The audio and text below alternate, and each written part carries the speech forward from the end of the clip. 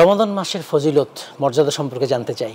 এখানে আমরা কিন্তু একটা জিনিস আপনি স্পেসিফিক জিজ্ঞেস করেছেন রমজান মাসের। এখানে কিন্তু কয়েকটা বিষয় আসে। দেখুন, রমজান মাসের একটা ফজিলত, রোজার একটা ফজিলত, আলাদা।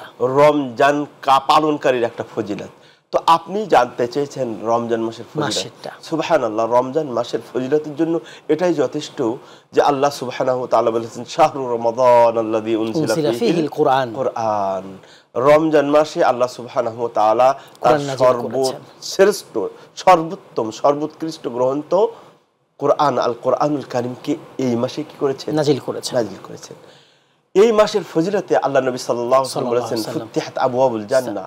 এই মাসের ফজিলতকে কেন্দ্র করে এই মাসের সম্মানার্থে জান্নাতের দরজা খুলে দেওয়া হয়। উল্লিকাত আবওয়াবুন নার, জাহান্নামের দরজাগুলো বন্ধ করে দেওয়া হয়। অসফিদাতি শায়াতিন, শয়তানকে শৃঙ্খলাবদ্ধ করা হয়। এই মাসে তানাজ্জালুল মালাইকাতু ওয়ার রূহ, জিবরিল ফেরেশতারা সবাই চলে আসেন রহমত, বরকত, শান্তি নিয়ে, ভরপুর রহমত বরকত। এই মাসে জিবরিল আলাইহিস সালাতু ওয়াস সালাম নবীর কাছে এসে তাকে কোরআন পাঠ পঠন করেন, একে অপরকে শোনান, তাই না?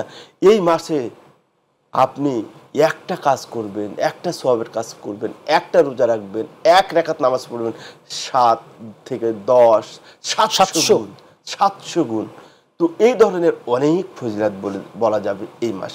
তো এই মাস অত্যন্ত গুরুত্বপূর্ণ এবং এই মাস আল্লাহ তার নিজের জন্য চয়ন করে, নিজের কিতাবের জন্য এবং ওহী এই মানে এই মাসেই কিন্তু এসেছে, তাই না? অনেক ফজিলত। আল্লাহ সুবহানাহু ওয়া তাআলা রমজান মাসের ফজিলতকে আমাদের যথাযথ মানার, বোঝার তৌফিক দান করুন। আমিন আমিন।